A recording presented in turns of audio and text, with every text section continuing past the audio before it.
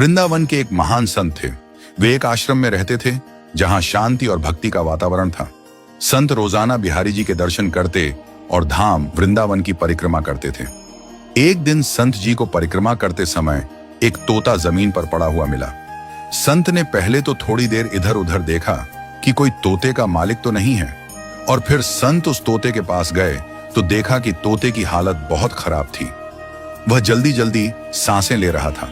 संत जी ने जल्दी से तोते को पानी पिलाया और उस तोते को अपने आश्रम पर ले आए। तोते को थोड़ा खाने को दिया और आराम करने के लिए अंदर कुटिया में सुला दिया। संत जी ने उस तोते की बहुत देखभाल की और 2 दिन बाद तोता एकदम सही हो गया। संत जी ने उस तोते का नाम मिट्ठू रखा। तोता बहुत हरा भरा, चंचल और बुद्धिमान था। संत ने उस तोते को बच्चों की तरह पाला और उसे अपने साथ भक्ति में लगा लिया। संत जी ने उसे गीता के श्लोक भी सिखाए थे।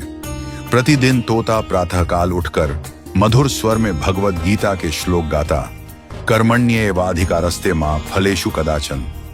आश्रम में जो भी आता वह तोते की यह दिव्य वाणी सुनकर अभिभूत हो जाता। लोग कहते, बाबा आपने तो तोते को भी ज्ञानी बना दिया। संत मुस्कुराते और कहते, भक्ति किसी भी रूप में आ सकती है। यदि भाव शुद्ध हो तो पक्षी भी भगवान का नाम ले सकते हैं। परंतु एक दिन आकाश में घनघोर बादल छा गए। वातावरण में अजीब बेचैनी थी। उसी दिन एक बिल्ली दबे पांव आई और अचानक तोते पर झपट पड़ी। तोता चीखते हुए टाय टाय करता हुआ बिल्ली की पकड़ में आ गया और अंतर्धान हो गया। अब संत मौन हो गए। वे कुछ न कहते न खाते, बस एक तक देखते रहते।